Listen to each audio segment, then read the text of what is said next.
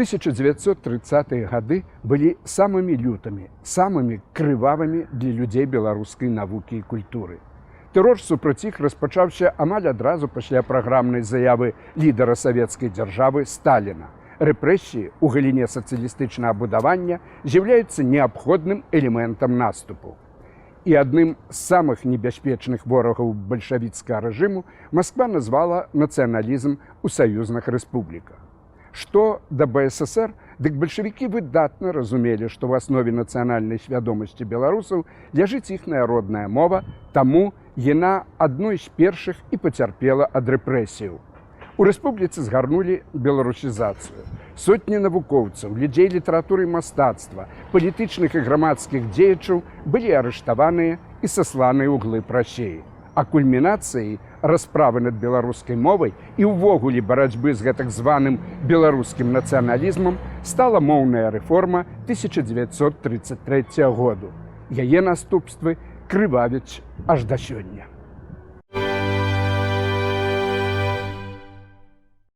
Яшчэ ў 1918 годзе, напярэдадні абвяшчэння незалежнасці Беларускай Народнай Рэспублікі, саспела неабходнасць кадыфікацыі беларускай мовы. Вядучыя мовазнаўцы краіны Браніслаў Тарашкевіч, Баляслаў Пачопка, Антон Луцкевіч, Ян Станкевіч, Рудольф Абіхт прадставілі некалькі праектаў. У канкурэнтнай барацьбе перамагла Тарашкевічава граматыка, бо была найбольш грунтоўнай, з'явілася на замову беларускай палітычнай эліты і стала вельмі ўдалым досведам вылучэння асноўных заканамернасцяў беларускай мовы.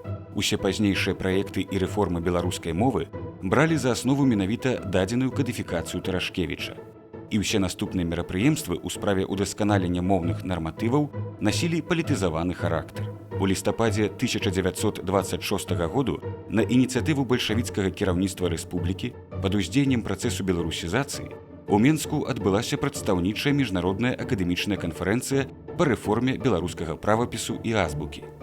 Яна склікалася, каб перад усім светам паказаць адзінства ўсіх плыняў беларускага нацыянальнага руху, і савецкага, і заходнебеларускага, і палітычнай іміграцыі, каб апярэдзіць падобны сход на захадзе. І бальшавікам шмат у чым гэта ўдалося. Варшаўская газета «Слова» ад 12 снежня 1926 году пісала: «Мясцовыя ўлады, савецкія і партыйныя, зрабілі ўсё, што толькі было ў іх сілах для таго, каб даць канферэнцыі палітычную афарбоўку, зразумела ў той ступені, у якой гэта было магчыма ў адносінах да філалагічнай канферэнцыі. У той жа час партыйная ўлада засталася незадаволенай канферэнцыяй. У ЦК ВКПБ у снежні паведамлялася: канферэнцыя выявіла нацыяналістычнае захапленне ў некаторых групах беларускай інтэлігенцыі.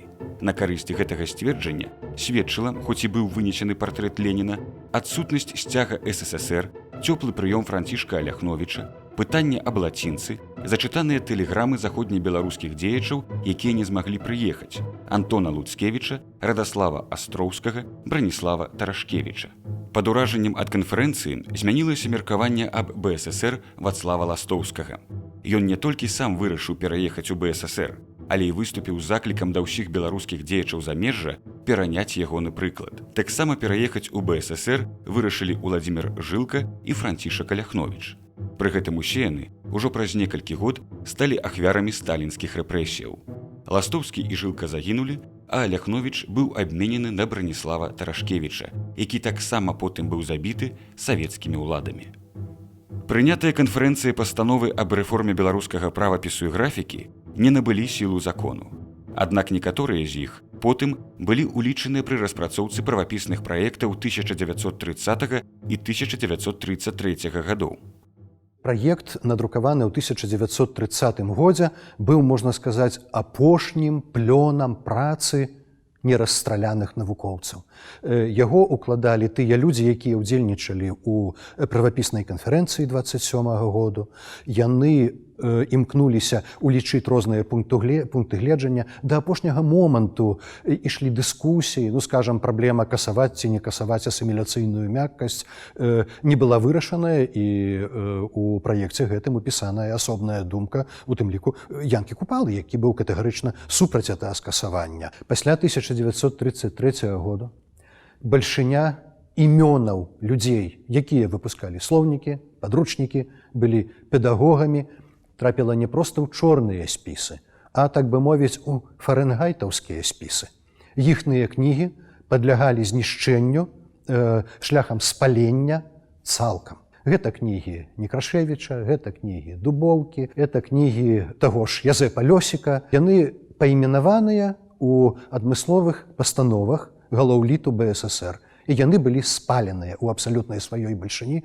Тое, што асобнікі гэтых кніг выжылі, это проста цуд. Дзякуючы гэтаму мы, вось ужо маё пакаленне, у 80-тыя гады, знаходзячы гэтыя асобнікі, памнажалі іх як маглі і вярталі ва ўжытак.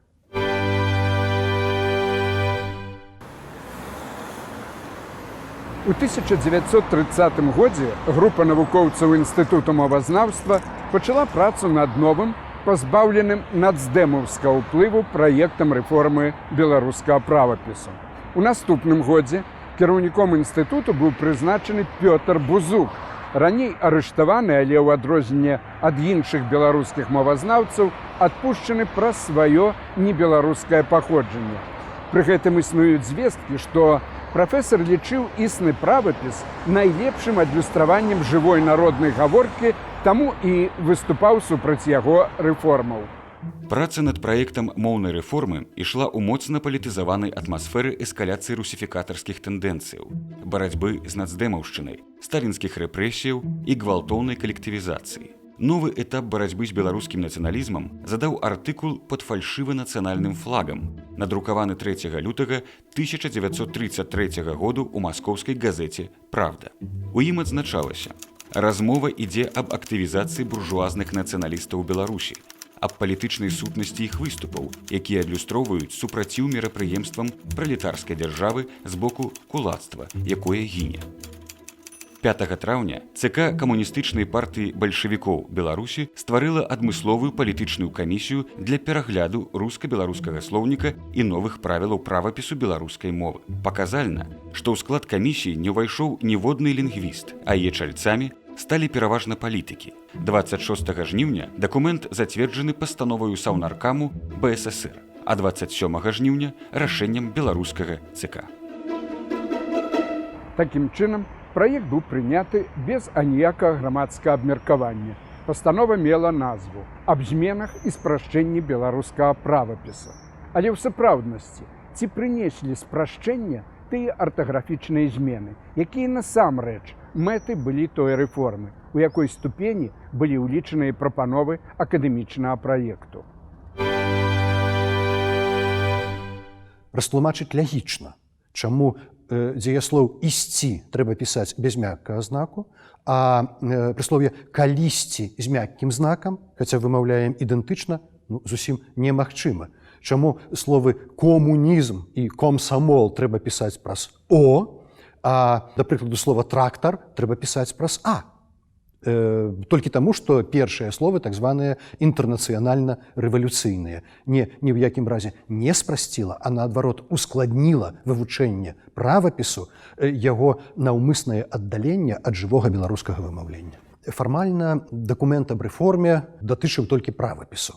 Але фактычна ў яго былі ўключаныя пастановы, прычым абсалютна гвалтоўныя, валюнтарысцкія, якія датычылі сапраўды граматыкі, скажам, фактычнага ўвядзення ў беларускую літаратурную мову дзеепрыметнікаў, якіх не ведала ні беларуская народная мова, ні літаратурная мова новай пары, якія-небудзь там эксплуатуемыя класы. Тэрмін крайне важны для камуністычнай прапаганды. Што да слоўнікавага запасу фармальна рэформа не рэгламентавала змены ў ім, але ўсе разумелі, што дадзены старт паслядоўнай няўхільнай русіфікацыі ўсіх узроўняў мовы, ад вымаўлення праз лексіку ажно да будовы сказаў. Рэформа беларускага правапісу 1933 году не была прынятая па-за межамі БССР У першую чаргу ў заходняй Беларусі, а таксама беларускімі цэнтрамі ў Латвіі, Празе і Берліне з шэрагу прычынаў. У прыватнасці, Беларускае навуковае таварыства ў Вільні на сваім надзвычайным паседжанні 31 кастрычніка 1933 году прыняло рэзалюцыю супраць рэформы, дзе зазначыла яе русіфікацыйную скіраванасць і кволы навуковы фундамент. Гэта і стала прычынай з'яўлення двух варыянтаў беларускага правапісу, адзін з якіх выкарыстоўваўся ў БССР, а іншы па-за яе межамі. На шчасце, беларуская дыялектная мова, мова беларускай вёскі, беларускамоўных жыхароў мястэчак, яна працягвала жыць. Яна ўсё ж такі жывіла натуральнымі сокамі літаратурную мову. І цікава, што пасля вайны вымушаныя былі менскія моўныя ідэолагі крышачку, прынамсі ў тым, што датычыць лексікі і граматыкі, адкруціць назад найбольш адыёзныя рашэнні 1933 году. А калі гаварыць пра правапіс, то у заходняй Беларусі, у далёкай дыяспары катэгарычна не былі прынятыя, былі жорстка і навукова раскрытыкаваныя пастановы 1933 году. І вельмі цікава, што нават камуністычныя агітацыйныя лісткі, якія хутчэй за ўсё друкаваліся ў Менску і перакідваліся праз зялёную мяжу дзеля працоўных і сялян заходняй Беларусі, таксама друкаваліся Тарашкевічавым правапісам. З сярэдзіны 40-х гадоў класычная традыцыя беларускай літаратурнай мовы зберагаецца за межамі Беларусі. Это звязана з тым, што носьбіты гэтай традыцыі вымушаныя былі масава эміграваць у заходні свет. І беларуская дыяспара адыграла велізарную ролю ў зберажэнні гэтай традыцыі. Выходзілі падручнікі, дапаможнікі, а самае важнае, прадукаваліся тэксты. Такія аўтарытэтныя носьбіты моўнай традыцыі, як Антон Адамович, як Ян Станкевіч, пры ўсёй, можа быць, крэатыўнасці ягоных падыходаў. Яны вельмі шмат зрабілі, у тым ліку выдаўшы лексікаграфічныя каноны, такія як слоўнік Яна Станкевіча, просто велізарны кампендыум. Часам кажуць, што беларуская дыяспара карысталася шматлікімі варыянтамі правапісу, там быў разнабой і так далей. Няправда гэта.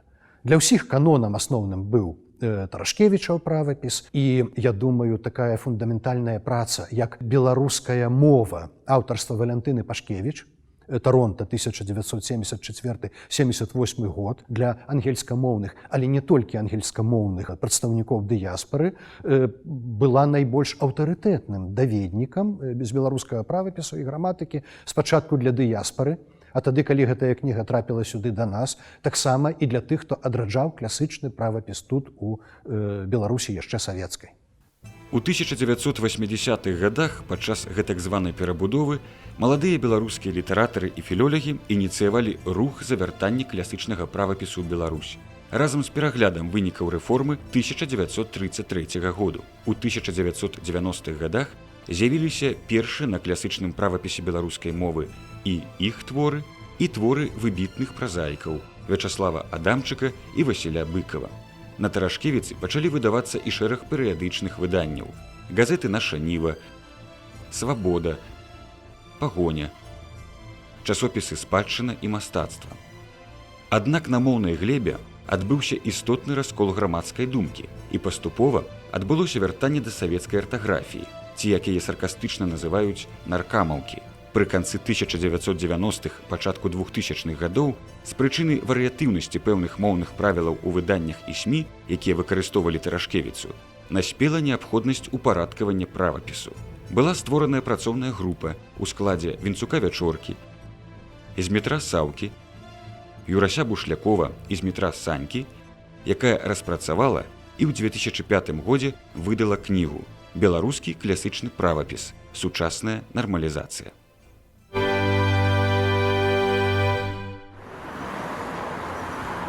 Гэтая нармалізацыя была прынятая шэрагам выданняў, якія ёй карыстаюцца, праўда, пераважна ў інтэрнэце.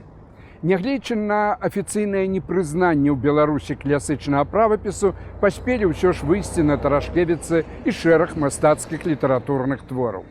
Сёння ж зноў Тарашкевіца для беларускіх выдаўцоў знаходзіцца пад фактычнай забаронай. Але Я перакананы, што класычны правапіс будзе мець перспектыву ў цалкам незалежнай дэмакратычнай Беларусі, бо ён значна лепей за афіцыйны правапіс адлюстроўвае асаблівасці беларускай мовы.